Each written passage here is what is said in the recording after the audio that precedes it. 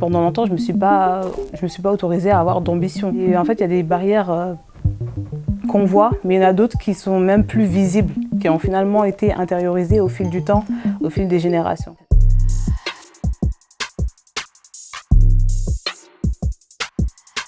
Je me souviens qu'en fait, quand j'étais en terminale, lors du cours de SES, qui était consacré au chômage, ma prof qui à l'époque était à 2 ans de la retraite m'a pris un exemple et a dit, je cite, aujourd'hui, moi j'ai plus de chances de trouver un emploi que Madame Sissoko. C'est quelque chose que j'ai réalisé en fait quelques années plus tard. Je me suis ressouvenue de cette phrase-là lorsque ça faisait plus d'1 an que j'étais au chômage, après avoir été diplômée, et je me suis dit, finalement, ça fait du sens. C'était peut-être pas tant une bêtise que ça au final.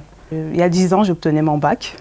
10 ans pile, j'arrivais à l'université Paris-Créteil. Moi, mes parents sont issus du milieu ouvrier.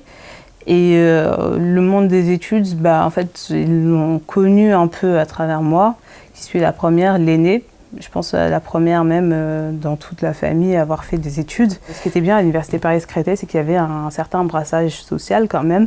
Il y avait des amis à moi qui, parce qu'elles portaient le foulard, le hijab, avaient beaucoup de mal à trouver un stage et du coup elles ne se posaient pas la question de trouver le bon stage aussi, c'était juste de trouver un stage. Du coup très vite on se rend compte de l'existence des inégalités, donc on en fait plus, on fait des stages à chaque fois qu'on en a l'occasion. On participe au séjour d'échange à l'étranger en espérant faire la différence. Enfin, j'ai fait vraiment mon maximum, j'ai mis toutes les chances de mon côté au fil de mes études pour éviter ces barrières-là. Mais sauf que la présence de ces barrières-là, elle est bien plus profonde qu'on ne le pense en fait. Finalement, j'avais un champ des possibilités qui était pas mal réduit en comparaison avec d'autres collègues qui venaient de d'autres milieux.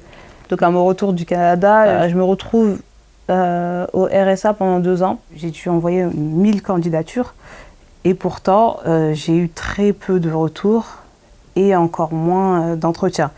Mais on se rend compte qu'en fait c'est pas qu'une seule barrière, c'est une multitude de barrières qu'on rencontre à l'entrée du marché du travail. Clairement, il y a eu des moments où je me suis laissée tenter par des postes qui n'avaient rien à voir avec mes ambitions, ni avec mon parcours. Mais à côté de ça, moi, je me suis dit, si je lâche l'affaire maintenant, je lâcherai l'affaire toute ma vie.